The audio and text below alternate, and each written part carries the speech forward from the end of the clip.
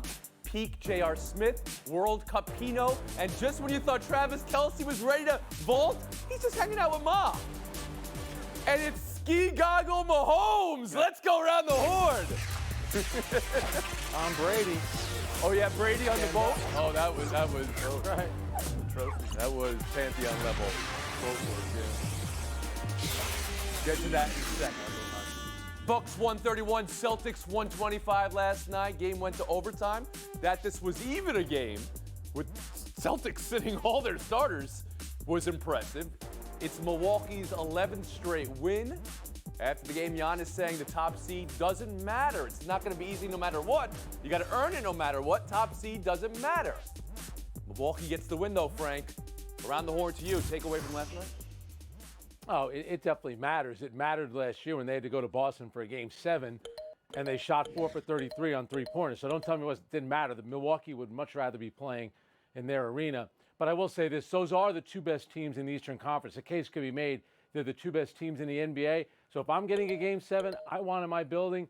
They caught a bit of a break. No Jaylen Brown, no Jason Tatum. But remember, last year in the playoffs, no Chris Middleton. And as he starts to get back, Milwaukee will be much more dangerous. Kevin Blackstone, takeaway from last night? Yeah, well, I'd agree with what Frank just said, but I would underscore the return of Chris Middleton. You know, a career 39% three-point shooter, only shooting 29% right now. There was a stretch last night where he missed a mid-range. He flared to the corner. He was wide open, got the ball back from Drew Holiday, missed a wide-open three-pointer. So I'm a little bit more concerned about the speed of the health return with Chris Middleton and what that means for this team rather than them getting the home floor advantage in the playoffs. Israel Gutierrez, takeaway from last night? I find it odd that the team with the best home record in the conference is saying that the home court advantage doesn't matter in the playoffs. I find it odd of the timing as well. They just had a game against a depleted Celtics team in which they got 15 more free throws. And that's something that normally happens at home, and you probably want that in the playoffs, especially when you've got a Giannis Antetokounmpo who gets mocked on the free throw line while he's on the road and is only shooting 62% from there. So I do think that of all these teams, it might be Milwaukee that needs that home court the most. It feels like, you know, Boston is a very, very difficult place to play. They just experienced that. Philly with Joel Embiid is a very difficult place to play. They want to have their 7th game at home. So Giannis, he's been a beast during this thing, 37, 13, and 6 during this 11-game stretch. He could carry that team. It doesn't even matter what Chris Middleton does, but they definitely should be getting or reaching for that number 1 seed and not saying, hey, casually, it's not that important. I feel like it was the wrong message. And Courtney Cronin.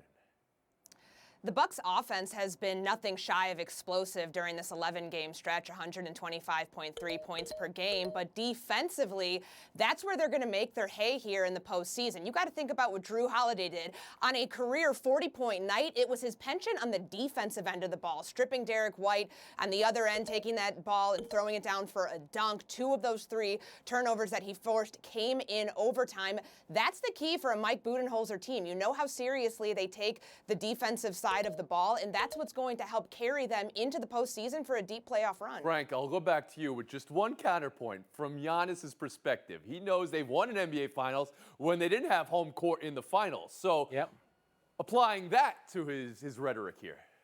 Well, remember, though, they did close out the series at home. They won a huge Game 5 in Phoenix. I get that. They closed out at home. But part of the problem with the NBA regular season, we never get these big games. And I get it. Jason Tatum, it was sick. Jaylen Brown, legitimate injury, has a broken face. Do you know that Kevin Durant and LeBron James have not played each other since Christmas Day of 2019? That's the problem with this sport. Like, the big players don't play enough during the regular season. Commissioner Isolo, do you have a solution for that? No, I don't know. So you're happy to bemoan it, but no quite. Well, they're getting paid. Play. We need guys to play.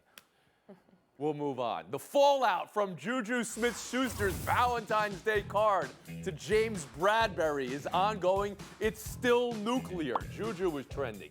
Card was trending. Hold was trending. TikTok boy is what A.J. Brown called him. In his response, that was trending. Millions upon millions saw this. Courtney, is it fair for Juju Smith-Schuster to troll James Bradbury, or is it foul?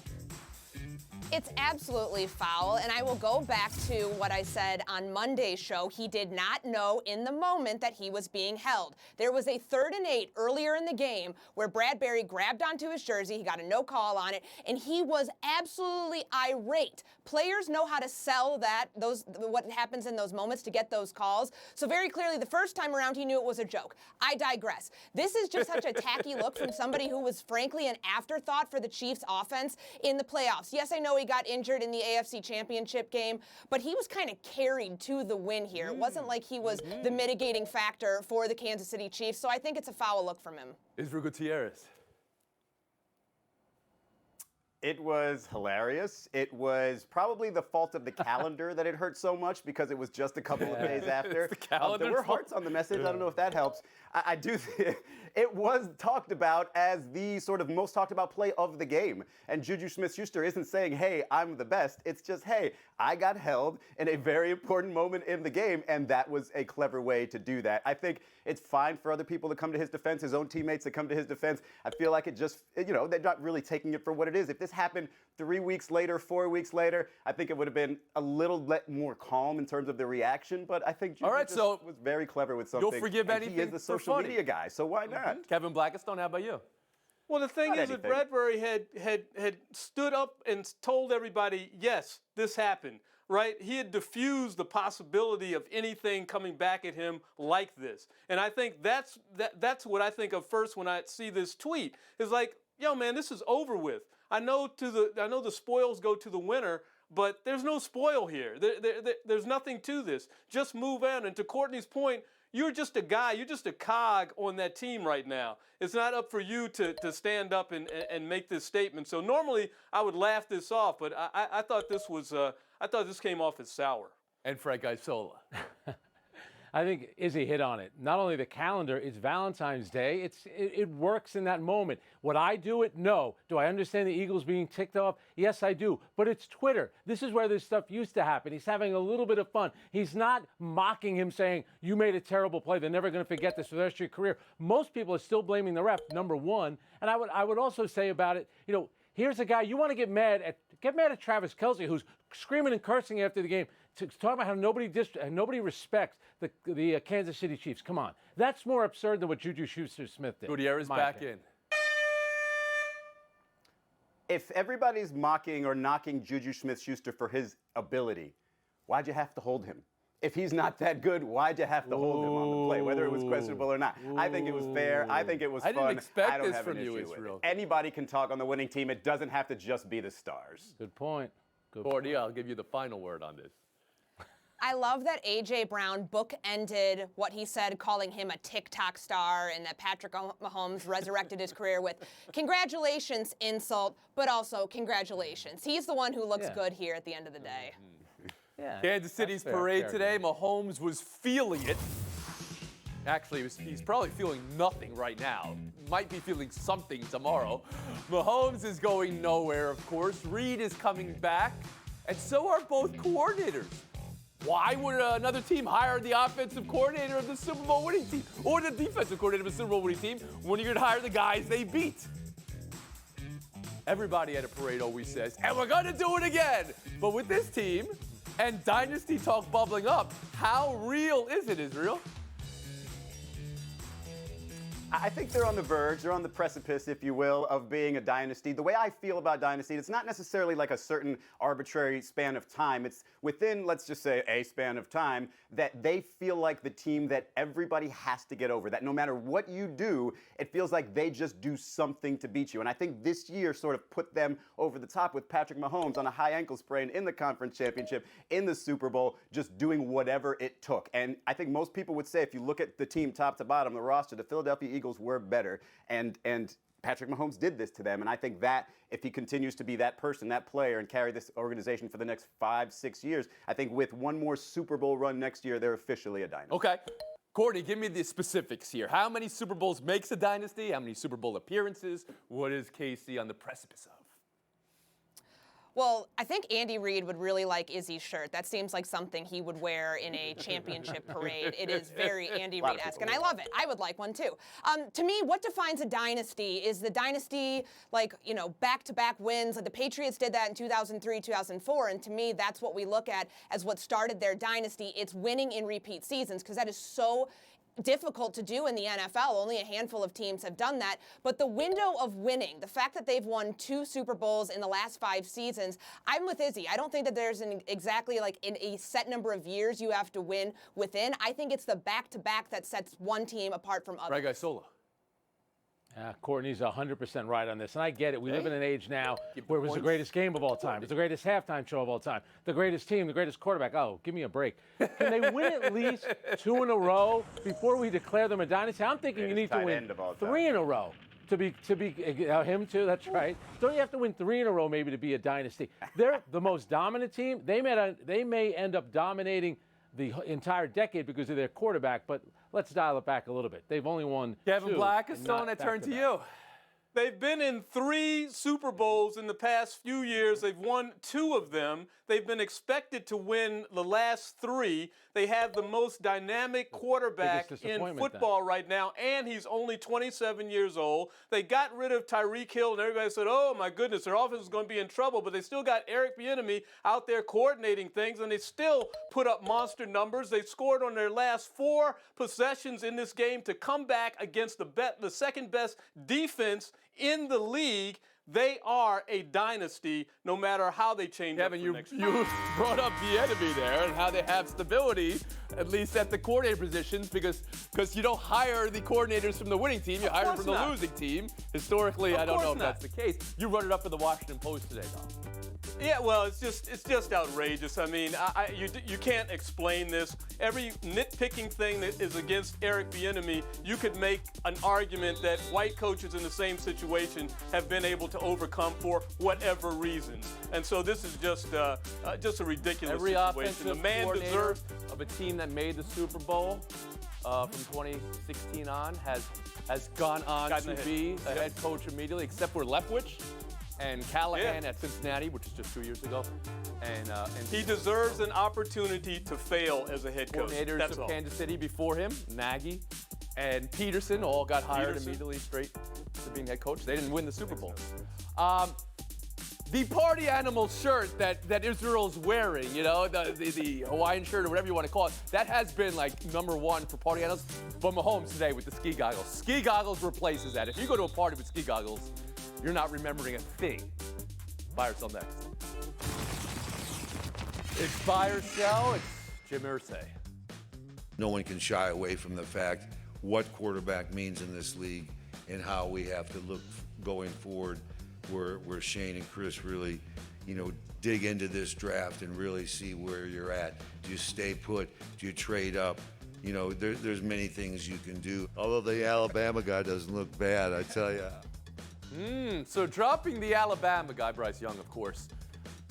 Whether had Todd McShay now having the Colts trading up to #1 in his latest mock draft, whether that was the impetus for it or not, you can give me some light into that, Courtney. But my question is, did Irsay say too much here? I can hear someone in Houston's front office yelling, hey, Jim Irsay, keep your beak out of this, because we know Jim Irsay isn't trying to troll the Chicago Bears here with the like that Alabama guy, and then he posts a picture of himself riding an actual black bear at Lincoln Park Zoo, saying that his history with the Chicago Bears goes all the way back 60 years. He knows that the Bears are open for business. The Bears know that the Colts are trying to be aggressive and move up. He's trying to drive the price way up for the Houston Texans to move back from #2 to #1 to get their guy at quarterback. That's who you think this is. Israel Gutierrez, how about you? Look, the Colts' new coach was Justin Herbert's offensive coordinator when he was a rookie, and was Jalen Hurts' offensive coordinator, and did great with those 2 players. So yes, we get him somebody that can be a franchise quarterback, but it doesn't have to be moving up to #1. It could be C.J. Stroud. It could be Will Levis from Kentucky. If you really believe a 6-foot quarterback from Alabama is absolutely the franchise guy, then you do it. But I think there are other options out there, and I think this is just the classic owner just looking at that #1 potential pick and saying, hey, maybe I want that shiny object. Blackstone? Yeah, I mean, of course, no surprise here. I mean, this is exactly what the Colts need. They need a quarterback. They need a franchise quarterback. Could Bryce Young be it? Sure. Could it be somebody else in a quarterback-rich draft, which is what the experts tell us? Absolutely. Where was Jalen Hurts drafted? I believe second round. Is that about right? So there are a lot of ways you can get a quarterback that can carry you far in this league. Frank Isola. I do think that Jim Irsay's got a little Jerry Jones in him, and I think he loves to be the guy talking. I think the GM is sitting there thinking, why are you going down this road? The head coach must be thinking the same thing. I disagree with Courtney on this one. I don't think that he's being coy. I think that he's basically telling everyone what our plan is. We want to go get this guy, which is a big mistake to say that publicly, I think. Buy or sell, too, what the Baltimore Ravens hire at offensive coordinator might mean for Lamar Jackson. Todd Monken coming off 2 championships at Georgia with Stetson Bennett. Before that, he's worked with Baker Mayfield in Cleveland, Jameis Winston, and Ryan Fitzpatrick. Air raid was once Monken's philosophy. Frank, do you think this makes it more likely Lamar Jackson is a happy Raven? Would Monken be a good fit for his career? I think the money is going to make Lamar Jackson a happy Raven, but I don't think he'll have a problem with this. They know what they're getting in Lamar Jackson, about the offensive coordinator adjusting to him. The big date's going to be March 7th. By then, they either have to offer him a contract or make him the franchise player. The biggest concern for me with Lamar Jackson, he's been out since December 4th with that knee injury. Kevin Blackstone. Give him $45 million. That's what the tag is. No quarterback in this league should go about their business differently than Kirk Cousins. And as far as this deal is concerned, this is a great deal because this is building that bridge back. He said he would give Lamar some input on this. Apparently he did. And so that's saying that we have faith in you. We understand you. We want to be on the same page. Israel Gutierrez.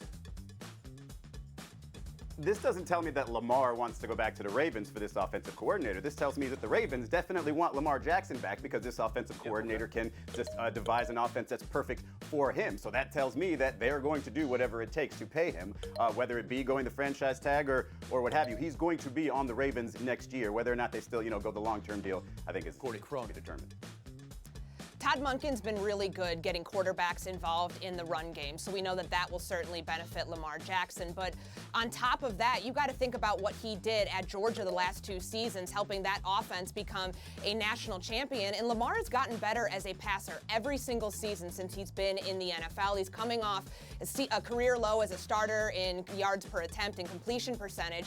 Having an offensive coordinator who's going to be focused on reigniting a passing attack. They finished with the second fewest yards during the 4 seasons that Greg Roman was calling plays. That's what's going to help Lamar Jackson rediscover some of the MVP magic that we saw a couple years ago. And are you with Israel and Frank and Kevin unanimous here? Lamar's back with the Ravens? Yeah, I mean, he's going to get franchise tagged at the very least. I do not believe he will get tagged and traded. I think he would end up playing on that tag for 1 year.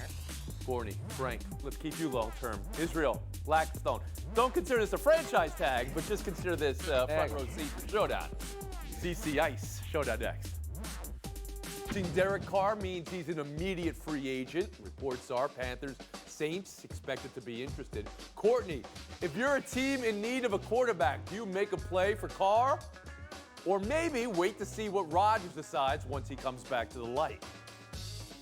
I'm not sure when Aaron Rodgers is going to come out of the darkness, so no, I don't wait on Rodgers. And if you're a team like Carolina, there's no guarantee you can get up from 9-1 to draft a quarterback. So I think you get involved in the free agent market right away. Frank Isola?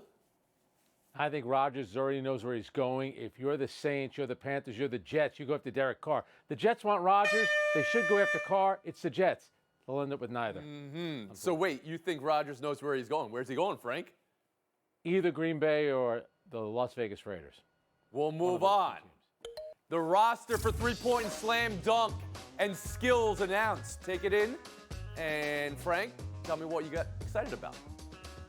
The three-point looks great. The slam dunk's not exactly Michael Jordan, Kobe Bryant, Dr. J, and Dominique. But I love the fact that Giannis Antetokounmpo wants to compete in this cockamamie skill competition with his brothers. How about that? Bravo to him. Hey, Cordy. Have you heard of Mac McClung's story? He played in 30 cities over the first 2 years of his career after going undrafted, and now he's going to have his chance to have his Vince Carter moment in the dunk contest. Yeah. He's been a viral One dunker of them's not an NBA city. for That's years since he's been in high school. But you're right, he's been through it. We'll split the point, and it all comes down to this. Here's a story.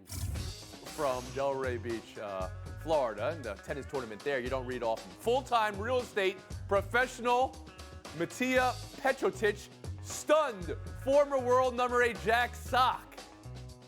Petrotic works as a director of real estate investment firm, plays tennis part-time, but beat Sock 4-6, 6-2, had to leave work early, sent an email to his colleagues, and is now asking for a day off today. You granting that day off? And what's the most impressive part of this, Courtney? Yes, I'm granting the day off. His boss is granting the day off because he trains with his boss, who's 70 years old. And on top of it, he trains 5 to 6 days a week as a semi-pro. Nice. Well, we've heard of football players leaving factory jobs and playing. What about a third-string goalie? They pull out of the crowd. This is actually more impressive because it's individual. I would say the second most is me filling in for Tony when I have to do that. Just picking me out of the crowd. Phil and Frank, that's what you're known as. It's an incredible story. Frank, I stole it 30 seconds of FaceTime. Wow. Really quick, a little GOAT talk here. Michael Jordan turning 60, donating $10 million to the Make-A-Wish Foundation. Meanwhile, LeBron James, who also does a lot of charitable work, but when is he going to play again? Since breaking Kareem's record, here's the numbers on LeBron. 2 points, 2 ceremonies, 3 missed games, and 1 Super Bowl. We want to see LeBron out there. By the way, another ceremony is scheduled for Sunday at the All-Star game. He leads the league in ceremonies. We know that. Oh, Frank. Oh, my goodness. Playing basketball since he was 6. See you tomorrow around the horn.